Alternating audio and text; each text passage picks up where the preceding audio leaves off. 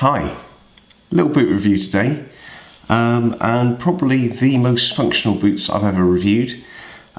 These are the Harris dry boots. This is how they come. There's no packaging, no fuss. These are just about waterproof function. Basically you get these straight from the distributor, no middleman, and it's wrapped up in plastic. You get a little leaflet, you get your laces, and that's it. These are just about function, which is kind of exactly what you want, really. These are basically a truly waterproof alternative to a welly, to a Wellington boot. Lower level on the heel, or sorry, lower level on the ankle there. Lace up so you can get the fit just right for your feet.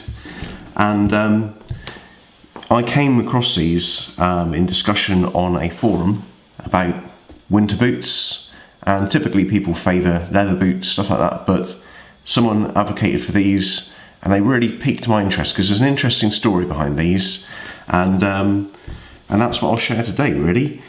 These are, as I say, the Harris dry boot, and Harris is the name of the couple that currently distribute them. There's a lot of history, and I'll put a full write-up on my Tumblr blog for you to read. But in a nutshell, these, or the design rather, stems from the 70s, and there's been loads of iterations over the years. But the Harrises particularly championed these in recent years, distributing them as the Viking boot on their web store, which was the Welly shop, I think it was, which they wound up in 2010. They intended to pretty much retire and just wanted to run with distribution of the Viking boot. However, there were supply issues, there were pricing issues, and they were proving to be an incredibly popular product for their UK audience.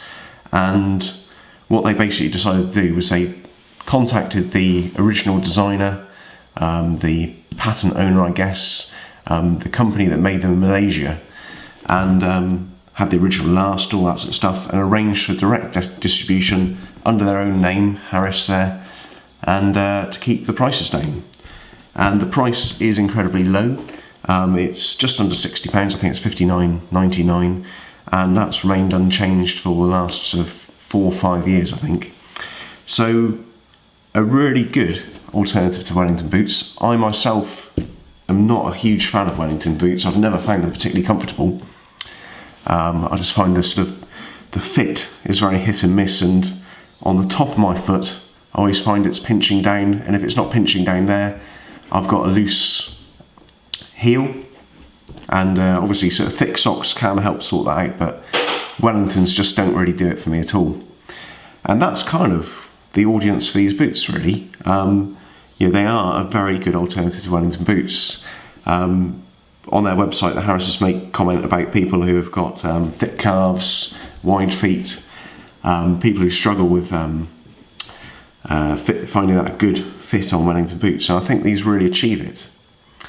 There's a huge number of uses for these. They've got a pretty robust sole, and whilst it's really just a sort of wet weather off-road boot, this sole is clearly robust enough to hold up to a good few miles on road, concrete or tarmac. Nice lace-up design,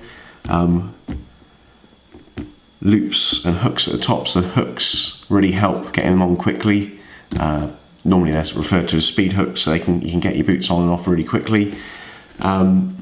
Nicely bellowed construction, so if you look there, it's almost, I've never seen really anything like this. It's sort of almost a triple bellow, isn't it? So you've got a bellow there, or a double bellow rather, and then as you lace up, that joins up in the middle there, achieving a fairly good seal, and the bellows go right to the top.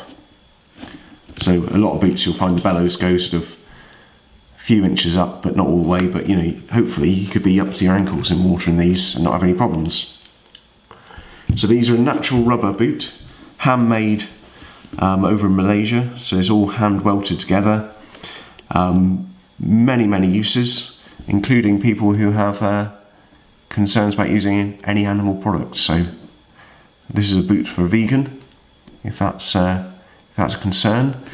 Nicely lined inside, lots of extra lining on the ankles there to make sure you've got a nice comfortable ankle rather than sort of a normal sort of unprotected ankle that you get in a Wellington boot. You've got a steel shank in the sole, not that you can see it obviously, but embedded in the midsole, and that means that should you be working in these, you know, doing digging, using a spade, your foot's protected there. So yeah, I think what I'll do is I'll get these on, and give them a little bit of a try out. We'll take it for a few miles and see how they feel.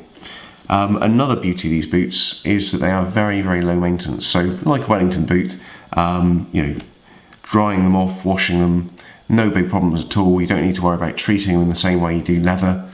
A really, really easy to deal with boot. Okay, well I think we'll get these on and we'll take them for a little walk and see how they fare.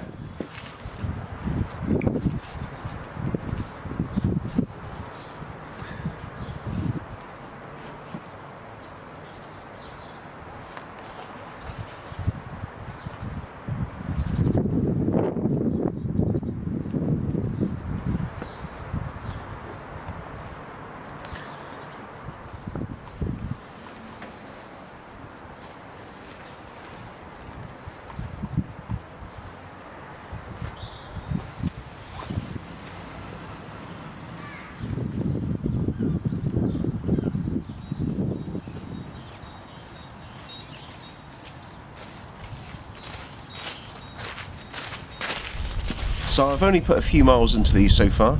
I will do some more extensive testing longer term and post a follow-up video.